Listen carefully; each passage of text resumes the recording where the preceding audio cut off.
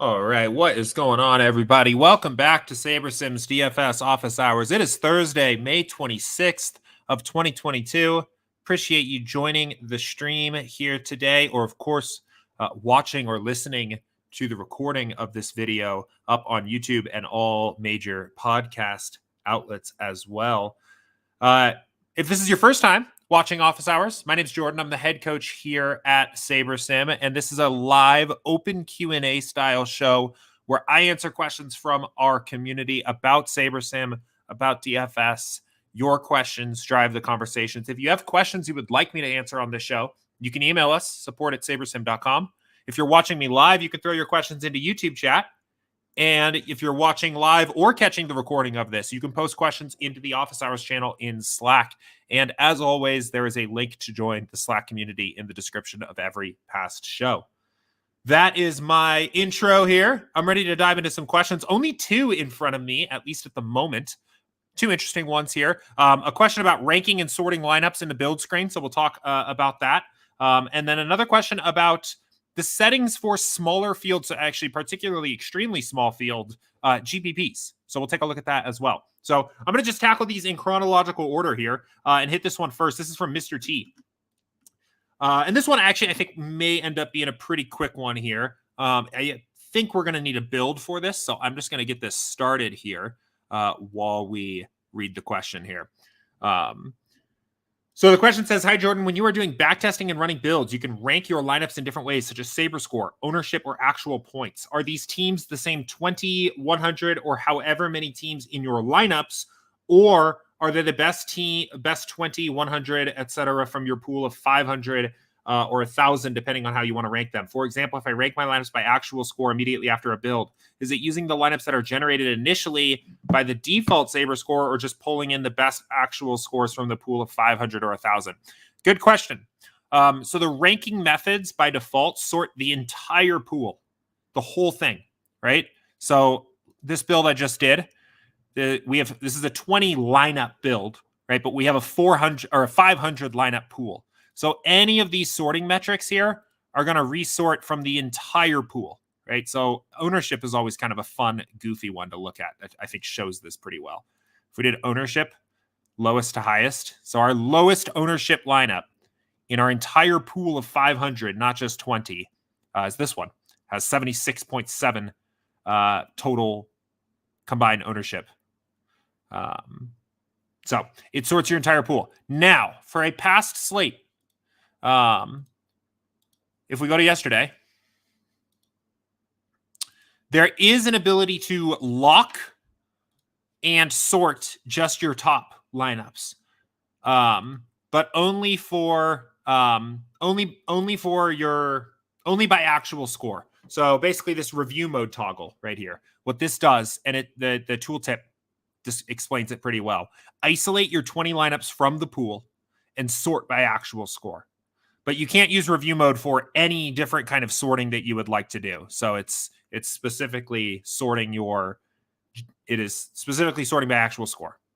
Isolate your 20 lineups from the pool and sort by actual score. This will show you the lineups that you theoretically actually played in order from top to bottom of highest to lowest fantasy points. So let me know if that helps.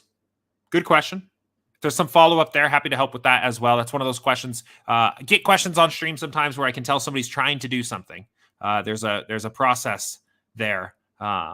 Curious what it is in that particular case. So, and then let's hit this question from 12 Pack here. This is an interesting one. I was pondering this a bit this morning.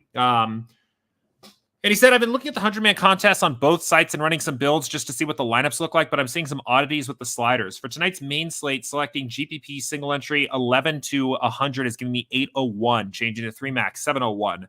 Seems like a lot of correlation for a contest that's pretty close to cash. So, I mean, it's funny. When you mentioned this, my first response was, those seem to actually be pretty good to me, right? And then I read Shady Advice's responses, and he said, well, those contests are actually really flat payout structures. And I then thought, well, are they actually? And so I think where this gets really interesting is I think you ultimately need to come at this from the standpoint of a payout structure kind of direction. And that is one thing that I would kind of admit that the sliders at the moment don't really account for payout structure, right? Oh, this is yesterday's slate. Right? That's like kind of maybe the one thing that isn't really captured. We're essentially assuming that, a contest that's a 20 max 10 to 50K, that group of contests that fit into those characteristics all share enough of the same payout structure that the strategy is even, right? Assuming they're all GPPs. But especially as you get down to these really small contests, you're going to have some pretty significant differences in payout structure, and it's going to change the way you would theoretically want to play the contest. But I was just poking around here earlier today. I mean, and for what it is worth, these 100-mans on FanDuel that I was looking at, and this may or may not be what you exactly were referring to, right? These are definitely still GPPs. They are truly small field GPPs. We're talking about a 900 prize pool, 250 to first, right? That's like 30% to first. They're actually pretty top heavy. You're only paying out the top 12 people, right? At least for what FanDuel has here. Yeah. So 12 pack says that's them. Yeah. I mean, these are small field, but these are absolutely top heavy GPPs where it is only the top 12% of the contest is even getting any paid out at all. And they are, 30 something percent to first. If that was a large field contest, if that was a 50,000 lineup contest, that would be an extremely top heavy contest. So I'm perfectly fine playing, what this kind of build is going to do is it's going to say basically, don't just use average projections, right? Allow for a bit of variance in there, which I think is almost always a good thing. Sim precision 0 is just kind of weird for GPPs, I think, at all. So I kind of like a little bit of sim precision. We're going to avoid ownership fade, right? Just don't get a lot out of ownership fade. You think about the total number of lineups that are in the pool. Talking about a jump from a 10% owned player to a 40% owned player in a 100-man contest is only 30 lineups, right? And you think about how much variance there is and just how once somebody might go about constructing a lineup, that there's only 30 lineups, right? In a much larger contest, that number is much higher. So ownership fade comes down. But correlation, right? That's going to be one of our biggest factors here in building a successful lineup for this kind of contest. So they're 3 maxes. So let's actually use the 3 max settings, right? What these kind of lineups are going to get is they're going to get slightly varied because of the sim precision slider, ownership agnostic lineups that are correlated, that are stacking. So probably stacking, this is DK. Let's actually, hold on. I know we already started the build, but let's jump over to FanDuel so that we can actually do this the right way. Right? But what I would expect for most of these is we're going to get a lineup with a pretty elite pitcher, one of the better pitching plays overall on the slate. Okay, so sim precision is actually 0 on FanDuel here because the slate's a little bit higher. That's fine. I'm going to turn it to 1 because I like to have 1. And probably like 2 pretty elite stacks, right? So 12 pack says, my concern is that 8 correlation would almost certainly lock me into a single large stack. Is that optimal for beating only 33 people? FanDuel is the 3 max. Yeah, I absolutely think it is, because since there are so few lineups in the pool, you don't need to be optimal, right? You don't need to be perfect. It is probably enough to just be right on the team, directionally correct, and not have to worry that you have to like nail the exact perfect optimal, right?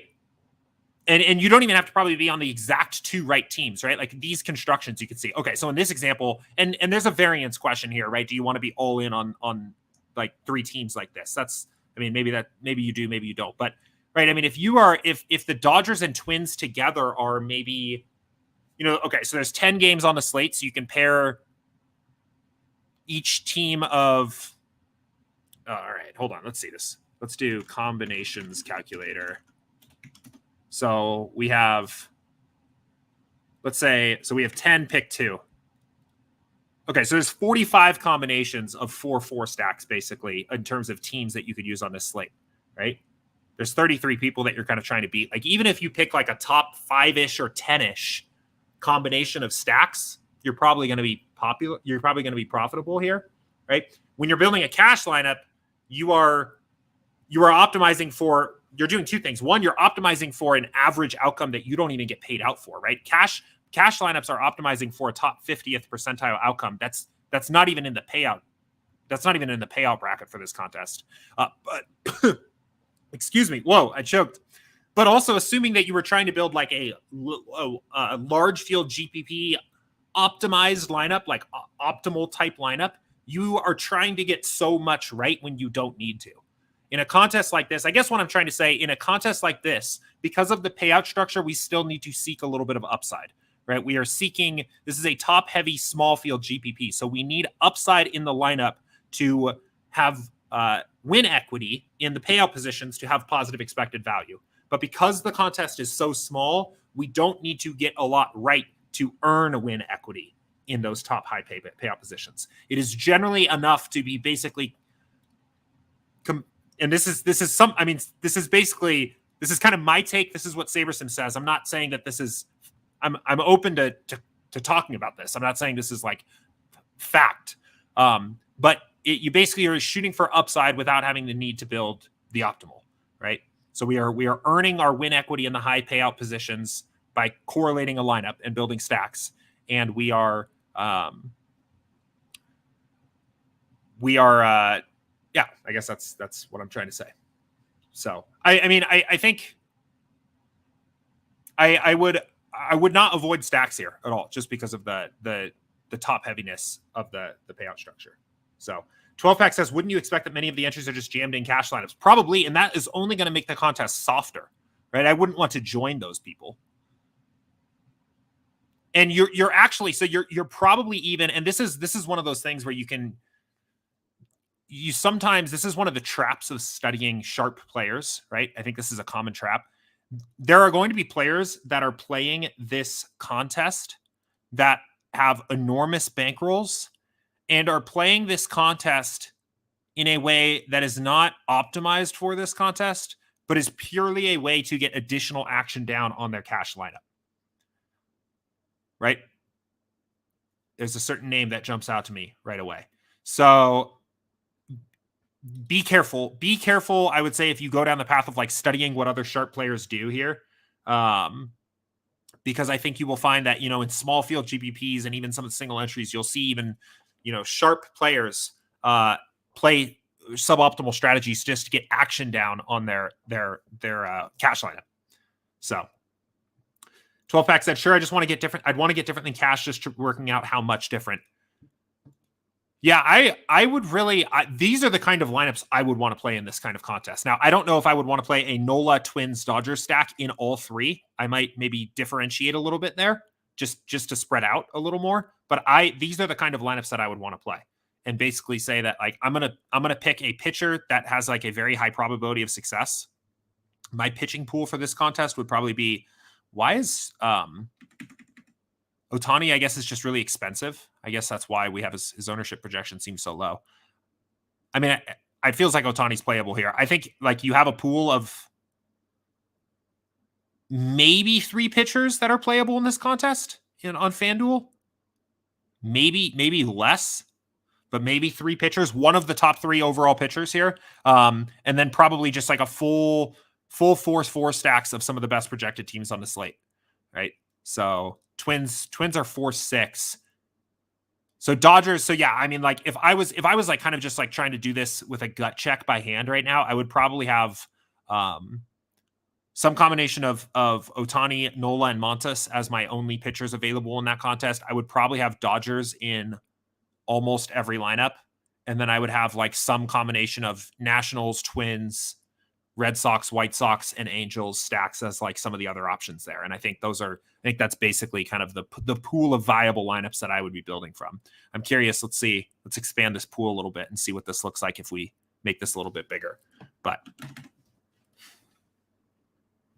so yeah, I mean, pretty close on the pitchers, a little bit more of some of these other guys on the stacks. Oops. Dodgers, Twins. So a couple other teams kind of pop their heads in here, but pretty heavily Dodgers, Twins. So yeah, but that's what I think is the optimal strategy is to build a correlated lineup to shoot for upside and don't worry about trying to like be optimal at all.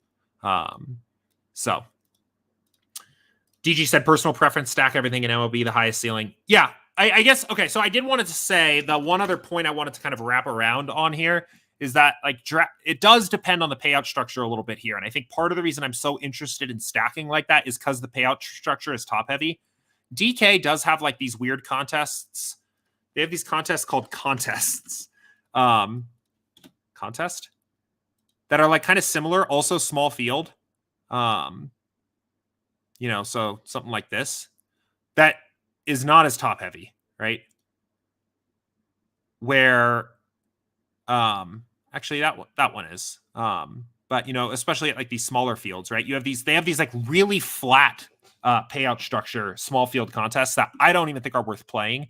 But these, like, there's a lot more equity in the min cash positions that I think you could justify potentially spreading out a little bit more, maybe playing something a little more cashy there. But cool.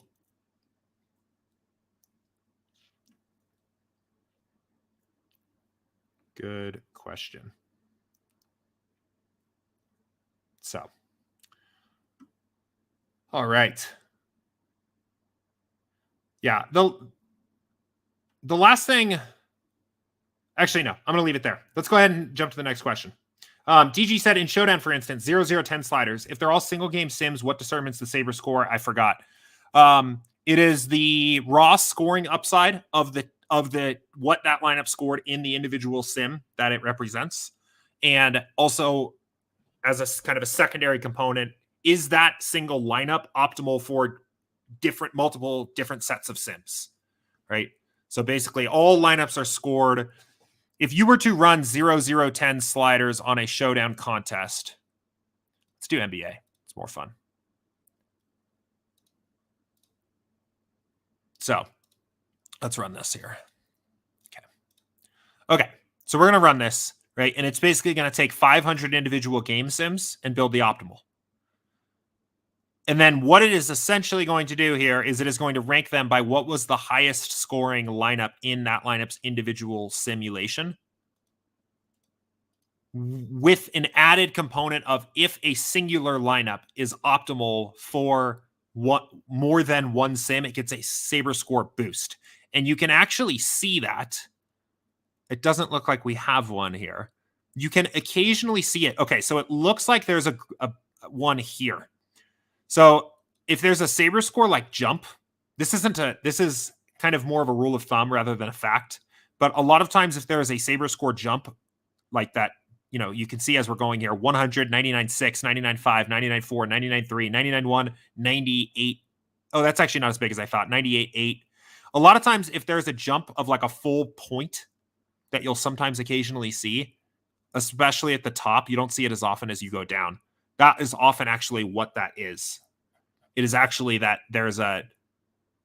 So if this was like 100, 99.6, and then this was like 97.5, a lot of times it's because the first two lineups are optimal for actually multiple sets of simulations. And then the third lineup is the highest scoring lineup that is only optimal for a singular sim or something to that effect, right? The numbers can kind of vary. So anyway, essentially a combination of highest scoring raw fantasy output in its associated simulation, and is it optimal for multiple different sets of simulations is what goes into that. So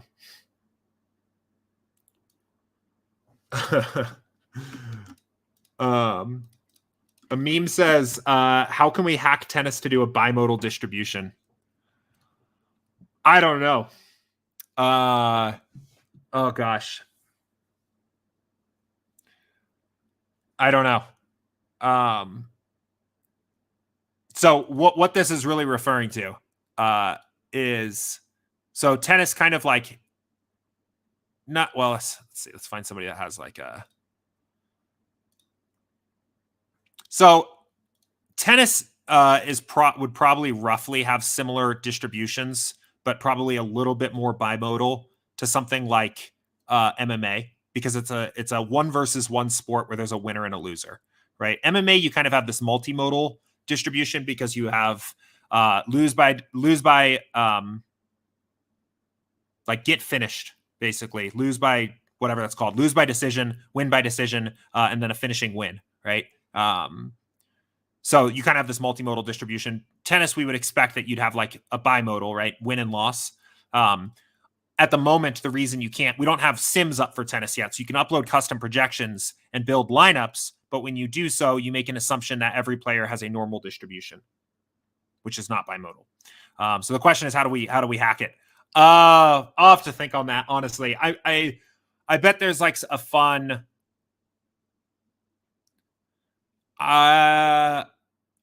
okay. So, I mean, one thing you could do... Oh, God, I don't know. I don't know if there's an easy way to do it. So, I mean, for what it's worth, I had a couple entries into like the opening day of the French Open. And I just built, I used basically, and this is, I'm not recommending anybody do this. I wanted a little bit of a tennis sweat. So I converted like VIG-free money line odds into implied probabilities. And then just built with a ton of randomness and built my lineups that way, and then made some adjustments there and just assumed that, yeah, nobody's normally distributed in tennis, but if I make the randomness that high, the standard deviation is so big that I can kind of just accomplish what I want there in the build screen. That's what I used to do on MMA before we had sims up as well, to moderate success. I'd have to think on this a little bit more if there's like a clever way to get by in the meantime. I would say, don't spend hours on it. Because tennis sims are the initial work on tennis sims has started, and I would say cautious optimism that we'll have it for the Wimbledon. So don't go too hard on trying to figure out exactly how to make it work without sims, because the sims are not too far. So, all right. Question from TRD.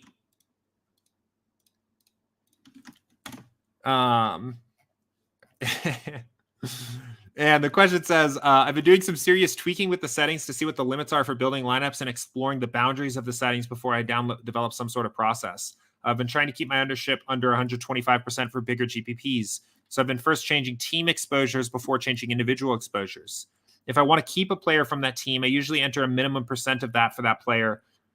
Does that affect the other players that would be correlated with in any weird way? I'm also wondering if the ownership is based on higher stakes GPPs or if it's pulled from various sources to reflect both small and larger GPPs. Okay, good questions. Yeah, so we'll kind of talk through this here, I guess, in pieces. So first point, this isn't a question, but this is a great way to learn how to use SaberSim.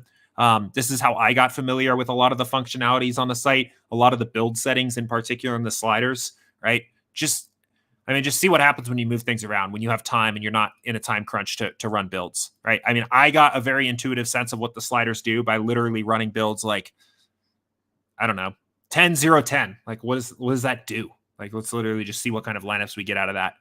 So I love the idea of kind of limit testing things here and there and just seeing what happens. I think it's a great way to get familiar. I can't let this go by without making a note about it. Be careful of ownership sum heuristics. First of all, ownership sum in general isn't the best metric for determining how unique or how leveraged a lineup even is anyway. We actually, one of the things that we want to do next is provide a little bit better calculations for that ownership kind of thing anyway. But even if we did have those better calcs, heuristics in general just miss a ton of context. So if you're saying, 125% or less for large field GPPs, right? A classic example, right, is, what if Ohtani's projection was this, right? Well, his ownership projection, and his ownership projection is this, and maybe it's still too low, right? Like, if you have some spectacularly projected play, ownership's going to go up on that guy, and it's probably still good to play some of that guy or all of that guy, and your heuristics go out the window. They're averages, and averages have the same limitations no matter what you're talking about. So I don't hate it. I think it's not a bad way to get familiar with the concept of ownership. I did something similar for a long time. I did kind of like a slate size adjusted ownership sum calc that I used, and that would end up being what my max ownership was on the slate. And again, not going to kill you, but it's not my favorite. But then there's other questions here. Changing team exposures before changing individual exposures. If I want to keep a player from a team, I usually enter a minimum percent for that player. Does it affect the other players? Wait, what's this build? Sorry, I got distracted, guys. Does it affect the other players that would be correlated in any weird way? It doesn't affect them in a weird way, but it affects them in a correlated way, right? Because we're sorting through pools of lineups here. So if you all of a sudden say, right, so we have, let's pick the White Sox. So if you all of a sudden decide that you want, I don't know, 50% exposure to Tim Anderson, right? Oh, what? I don't know what I just did.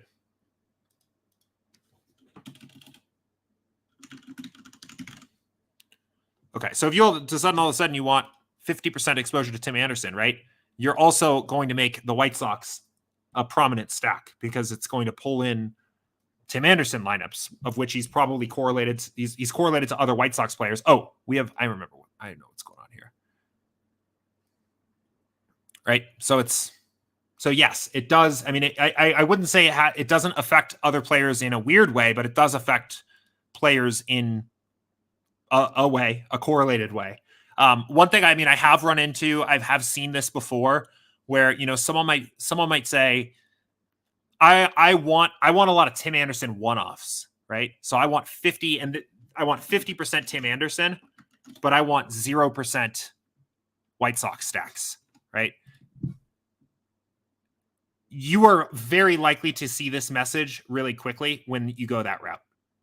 So if you are opinionated on having a certain player not in a stack, rostering a ton of a player in a way that he is not correlated to any of his teammates, you're going to be better off. And I don't know if this is what you're actually trying to do. It doesn't even sound like it is. But if that's the case, you will be better off doing some work ahead of time to get your lineups the way you want them to be in that way. Primarily, what I would recommend doing is like setting a stacking rule and specifying the exact teams that you are comfortable stacking, and then limiting and removing players from your pool on teams that you don't want to stack so that you get, exposure to Tim Anderson one-offs if you want them, right? So like maybe you remove all the other White Sox bats and turn White Sox stacks off, but then pump up Tim Anderson's projection a little bit, right? Because if you just default settings, default projections, default everything, build lineups with SaberSim, and then say, no, I want Tim Anderson, but in a way that's non-correlated, you're not going to get that by default. So anyway, again, I kind of tangent there because I don't think that's what this question is about. But let me know if that helps. Cool. What else we got? What other questions do we have here today? How many of you guys' lineups have Brian Harmon in it for the Charles Schwab? I didn't play golf this week, and I feel sadistic for it, but I am dying laughing over here. I think I saw that he's like almost 50% in like high stakes single entry, and +7 or +8 in the first day. I'm sorry. I'm sure this is a painful experience for some of you guys in the audience here. But that's come on. There's nothing funnier than that, right? Like the chalkiest golfer in a tournament is 40% owned in large field GPPs and just completely goes out and blows it on the first day. Anyway, Luke asked a question here. And said, what SaberSim settings would you use for $1 to $5 100-man leagues? Yeah, so I would, again, it depends a little bit on the payout structure. But provided that, I would say at least 10% of the prize pool goes to first, I would assume it's playing it like a GPP. And I would build it like this. Right? GPP, 10% plus to first with, that kind of size contest is still going to be a GPP kind of contest. It's most likely a single entry. Maybe it's not. Maybe it's a 3 max. Doesn't change much. And then 11 to 100. And we talked about this a lot actually at the start of the stream too. So I'd rewind and check out that conversation as well if you're interested in more of a deep dive there. But what you will get out of here is you will get these lineups that don't really focus too much about ownership, allow just a little bit of variance in the form of sim precision in there, and then build big stacks. And the goal of these lineups will basically be to play a pretty well-projected pitcher or 2 well-projected pitchers, pick 2 pretty well-projected stacks, not worry so much about trying to nail individual players that hit home runs or rack up stolen bases. Just like try to get 2 teams that are well-projected, that that as a team have a good hitting outlook that night. And now I'm curious. So let's run a couple on DraftKings too and kind of see what we get out of this. But, for DK, I'd be hoping 2 good pitchers, 5-3, 5-2, 4-4, 4-3, maybe 4-2 kind of stacks here. Because you want to shoot for upside. You want to earn that win equity in the high pay positions. So you get paid, right? But you don't need to get everything perfect. If the Dodgers have a good night, it's probably just enough to have a Dodger stack. You don't need exactly the 3 guys that hit bombs, right? And we don't even need to build a whole pool here. I'm curious just what this looks like. So, yeah, and there you go. So kind of similar. 4-3, 5-3, 5-3. In this case, on DK, more popular direction here is paying up for Ohtani and then getting stone minimum Pilkington against the Tigers. Seems like a pretty good approach. And then a Nola and Ohtani version of the same lineup with cheaper stacks where you get away from the Dodgers. So I like those lineups for that kind of contest.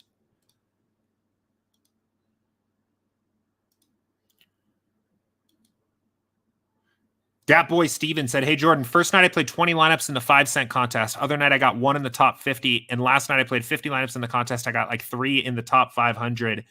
Is that..." Now I'm on the edge of my seat. I don't know how this one finishes. I assume, is that normal? Probably not. It depends. I'm trying to think about like how big these are. But that contest, that 5-cent contest on FanDuel, I assume you're talking about, that is huge. So, is that good? Okay, is that good? Yeah, that's good. I mean, that's great. So like that contest is Google Calculator. How big is this contest, right? It's 120,000 entrants most nights, right? So you put 1 in the top 50? Whoa, what happened? Whoops, I messed up. Oh, I see. So that was a top 0.04% outcome.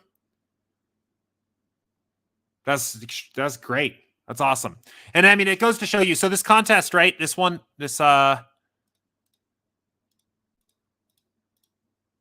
am I doing here? Size. How do I find it? There it is. So I talk about this contest a lot as like being a good one to play, right? And I think it is, in that it is a really good way to learn how to 150 max. It's very kind to your bankroll because even though it is enormous, there's a 2x min cash.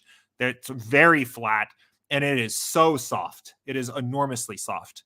With that said, right, like there's me saying, yeah, that's a 0.04 percentile outcome. That's great.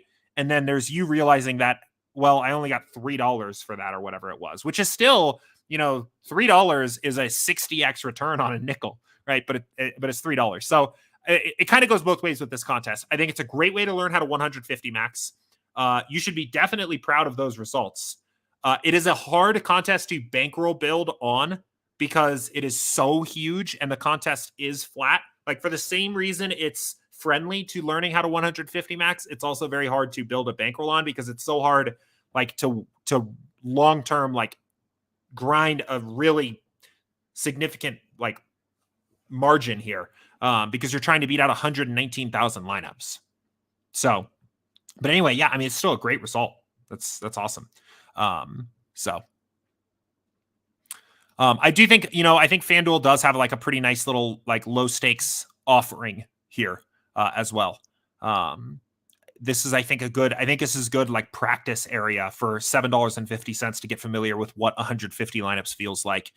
This is a similar contest where there's a little bit more up top from a percentage standpoint. It's still just 5%, but there's like a little bit more to fight for here. It's a little more winnable on a daily basis, or not a daily basis, but it's a little more winnable period without just pulling off like a really impressive score.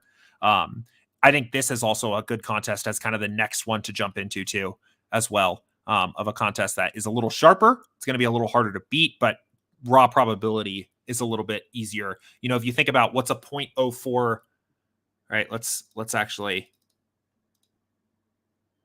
You know, if you had the same outcome in this contest, it would be like a top 2 finish. So, but yeah, no, that's great. Aaron says, how do you feel about going all in on 1-5 stack in a 20 max?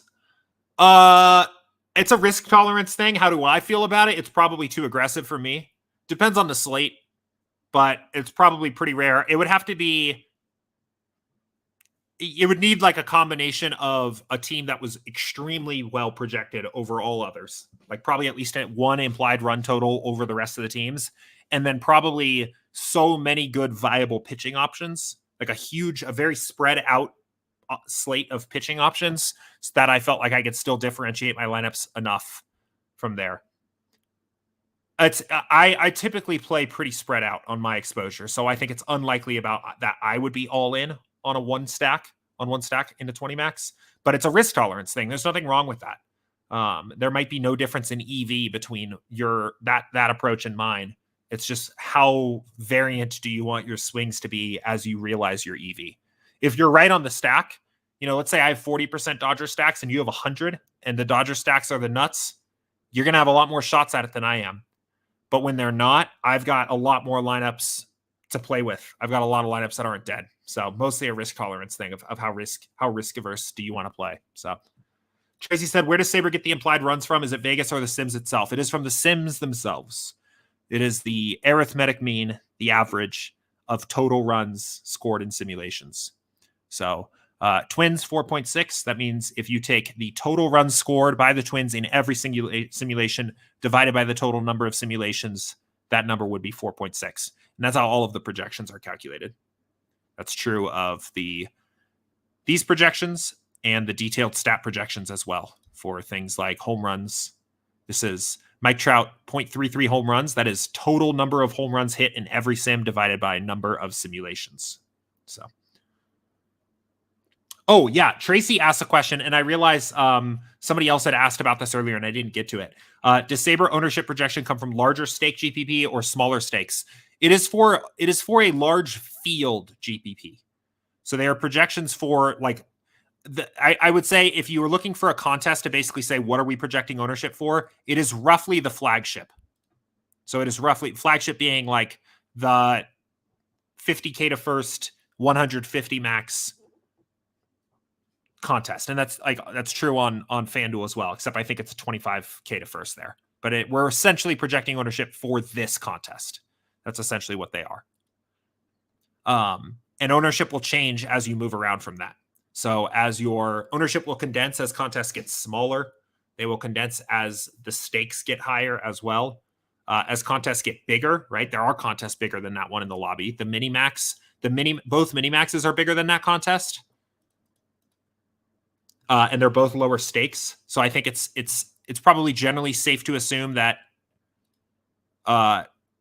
ownership will probably be pretty similar in the mini max to that contest as well, but it might spread out a little bit more than that even. So it is for a large field GPP. Dat Boy said, tonight I played DK for the first time. I'm going to play a $1 single entry. How would I go about playing a single entry? Yeah, so I'll tell you kind of what I use when I do single entry contests. So let's say you're playing the daily dollar. First thing you'll want to start with, use the default contest settings for that particular contest, right? So it's a $1, it's a GPP, it's a single entry, and it's, I think, like 3,000 entrants, something like that. So use the default settings. They're optimized for that contest. If this start new build button is grayed out like it is on my screen, one thing you can do to kind of just avoid that, just change the number of lineups to like 10. It'll at least let you build lineups. And then what we're going to do here is we're going to build you 500 lineups to pick from. So you don't need 500, but we're going to build you 500, and we're going to sort them by SaberScore to find what we think are the best ones to play. And the way I prefer to go about finding a single lineup to play is I look at the top lineup and I look for reasons to eliminate that lineup until I can't find any more reasons. And those reasons are based on my own research or stack sizes, or, even your gut feels, right? If you're playing a single lineup and you have 500 to work from, it's totally fine to make some gut calls as well. So I will go over here And first of all, we'll change that back down to 1. So we just have a single lineup. And to see this lineup on DK, you have to make 2 changes to comply with their compliance rules. So I'll just make 2 very small changes to projections, which won't have a big impact. And now we can see the lineup. And now I will basically look for reasons to eliminate the lineup, right? Like I said before. So maybe one reason to eliminate the lineup right off the bat that jumps out to me is maybe I don't want to play a 3-3-2 stack. So I'm going to go over to 3-3-2 stacks, and I'm going to say eliminate 3-3-2s from the tool. Okay, so now we have a 5-2 stack. Nola, Otani. It's a national stack with 2. Okay, so maybe for this lineup, so I kind of like this lineup, but one thing, I don't know if I want to play a 9-hole hitting Johan Camargo. I don't think that's necessarily wrong, but I don't want like this one-off batting that low in the order. So I'm just going to uncheck that one because I don't like that lineup. Fill back up to another lineup and see what the next one is. This one looks pretty good. 4-2-2. Again, I like the pitchers. Looks like a pretty good lineup. Maybe I'm done here, right? But you can kind of continue to go through this until you're satisfied and find that one lineup that you like. And that's how I typically do it. I don't play one lineup all that often, but that's how I like to do this here, is use the default settings, build yourself a big pool to work from, and then based on your own research, your own intuition, whatever else goes into your process, kind of figure out what lineup you want to play. Knowing all the lineups in your pool are viable and you have 500 of them, it's pretty easy to kind of find a good one there. I mean, you could even take this, maybe you already decided that, you want to play, gosh, I don't know. Maybe you want to play a White Sox lineup or a Nationals lineup, right? Maybe you can just come in here and just say, 100% exposure to Nationals and do it that way. So Aaron Neal says, the daily dollar is harder to win than the 25-cent mini max. It is and it isn't, right? You have less, you can take up less equity in that contest, right? You're 1 out of 3,000 or whatever. It's harder to win in that way, but it's softer in that way as well, because there's a greater number of effective entrants. There's a lot more dead money pushing up everybody else's positive EV lineups there. So yeah, I think I would say, yes, it's probably harder to win. It's probably a higher ROI, theoretical ROI over the long term. So Jen says, pretty impressive that SaberSim projects total runs pretty close to that of Vegas. In case there's a discrepancy, is it a good idea to override it with Vegas numbers? It can be. It can be. Vegas is not perfect, right? Like Vegas provides a very good average in general. But I mean, sharp bettors beat Vegas, like Vegas lines. And I would say it's not necessarily a clear cut case where if a team total is off, that you should just insta adjust it. I should also note that we do a little bit of that of our own as well. So we have kind of a built-in review process that will basically flag a situation where we are very far off from Vegas on a team, and we can make some adjustments there if we need to on a game-by-game basis. So that, I think it's worth noting that if you see a team where we're a half run off from Vegas or something like that, and it's up live in the app, that is up there and has passed one review already, basically. So we're pretty confident in what we're seeing there. I would say better than just blindly adjusting towards Vegas. I would say maybe take it as an opportunity to do a little bit more research. Maybe there's a pitch count situation for one pitcher that, that something is that either we're missing, or maybe we have a little bit of an edge there, or something like that. So I think it can be a good flag of like, hey, I should look a little closer at this, but sometimes it's an ownership edge, right? Maybe there's a team like that today. Let's go see. I like this Fantasy Labs dashboard to do this kind of stuff. LA, we're pretty high on. Twins. Oh, let's do this. Sox, Nationals, Rockies. We're pretty close. Typically, when I look for discrepancies, I look for a situation where we're like a little bit far away and going the wrong direction on a team. I think that can kind of be a useful sign. I'm looking for an example of that, but I don't really see one. So let me see. See if we can find one. Detroit. Yeah, I don't. Looks pretty clean here today. I'll just make one up. So a good example would be like, let's say we had the Dodgers at 4-8 and Vegas opened at 5-3 and it grew to 5-6, right? So that's kind of what I mean of like Vegas starting above or below us and then moving in the opposite direction. That sometimes is a flag that we might be missing something. But again, anything you're seeing on the app, on the live version of the app, has already passed one round of that kind of review already. So, do you run an optimal lineup every night before MLB before you start your process? I don't run an optimal all the time, like meaning like a cash lineup. I haven't found that that's like super helpful for my process. I don't think there's anything wrong with it. If it's helpful for yours, I get it. Knowing like, here's what the cash lineup looks like. Here's what like the most likely cash top 10 lineups look like for cash games. I think it makes some sense. It can be good to figure out what the chalk's going to look like too. I do run what I call a test build every single night. And that's like for the contest that I'm going to be playing, I build lineups for that contest on SaberSim. So I'll come in here and I'll say, maybe I'm playing the $4. And I will almost always, no matter how much time I have, no matter what else I'm going to do before I enter my lineups, I always start with default settings test build. And that will show me kind of like if I left SaberSim up to its own devices and added no value elsewhere to the process, what would be my kind of angle on the slate. And I will pull this up and I'll primarily look at what are the players that I'm the highest exposed to. How am I navigating the chalkiest players? Like what chalk am I eating? What chalk am I fading? And I guess it's mostly those two things. Those are probably the two things that I'm most interested in looking in. So I'll show you. And that kind of just like sets the tone. Like sometimes I don't have a ton of time and sometimes I'll end up just varying slightly off of this. Other times I'll end up going in a kind of a different direction. But, I'll like to, so, tonight, I guess I'll kind of just do this live, almost like stream of consciousness here, right? Like of note to me is that it's a pretty limited pitching slate. Like seems like there's like a little bit of a value opportunity with minimum Pilkington guy here. But Nola and Ohtani seem to be like basically the nuts at pitching and pretty heavily exposed to both of those guys.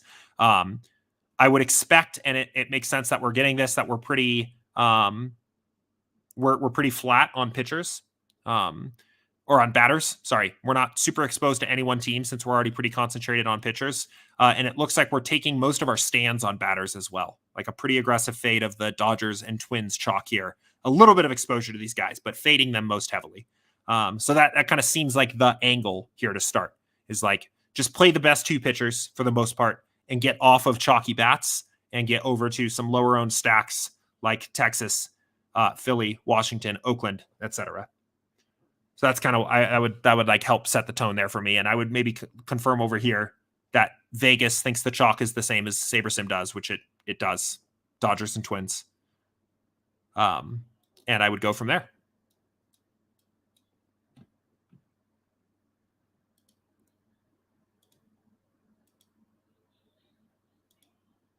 Cool.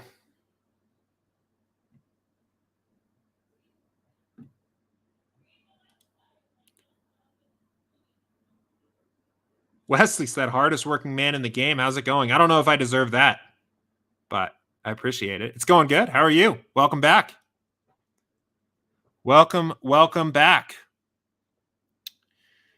I feel like the hardest working man this week. We're moving here. I've mentioned it a couple of times on stream.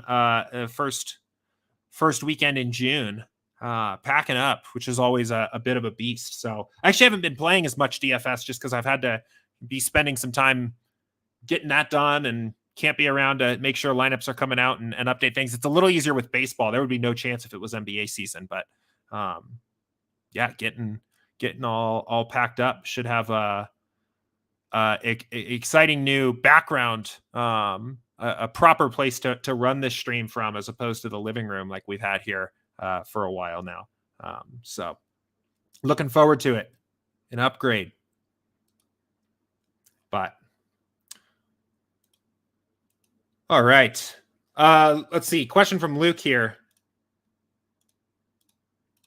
If SaberSim keeps giving you 2 chalk pictures. Can you tell SaberSim to only use 1 per lineup? Yeah, you can. So you could do it. There's a couple different ways to do it. I think the easiest thing to do and the most like effective way of getting this done would be create a player group. So you can go in here and create a group, add a group rule. So Ohtani and Nola, perfect example tonight, right? And say no more than less than or equal to 1. You could also say equals 1 if you wanted to make sure you had 1 in every lineup, but you'll probably get that anyway. So less than or equal to 1 of those guys. You know what's funny? A lot of times when I've run these, and we'll see what we get out of this here. When I've experimented with this in the past, a lot of times if you've got 2 pitchers like this, where SaberSim's like, yeah, I love both of these guys, play 100% of both of them, and you're like, no, you only get to have 1. It'll just play 100% of 1. Like there's one of these guys that projects better than the other, and that's the one that ends up showing in a bunch. You can edit exposures to balance that out a little bit, but it has been a trend I've noticed. I'm interested to see if we get that here. But yeah, I think a player group is the best way to do that. So another feature that you know, we've had so many releases over this year. Oh, actually, so a little spread out: 70% Nola, 30%, or 70% Ohtani, 30% Nola. So, yeah, the player groups. I was going to say, right? We've had a lot of features come out this year. It's hard to even remember that player groups is still pretty new. This time last year, that was a very hard question for me to answer. I want no Ohtani and Nola lineups together. Right? That was a pain in the ass last year, but you can really do a lot here now in terms of getting your lineups exactly the way you want. So, but HC said moving is the worst, but rewarding when you're done. Yeah, we're not even at the worst part of it yet. I mean, it's the packing phase. That move day can be a lot, but I'm excited for it. It'll be good. Good change. Good time for something new. All right. What else we got? Any other questions for me here? Getting close to that hour mark. Start wrapping up here. But happy to answer any other questions before we finish up. While I'm waiting for the last couple round of questions, maybe to trickle in here, I will mention, of course, as always, a free 7-day trial on our site, SaberSim.com.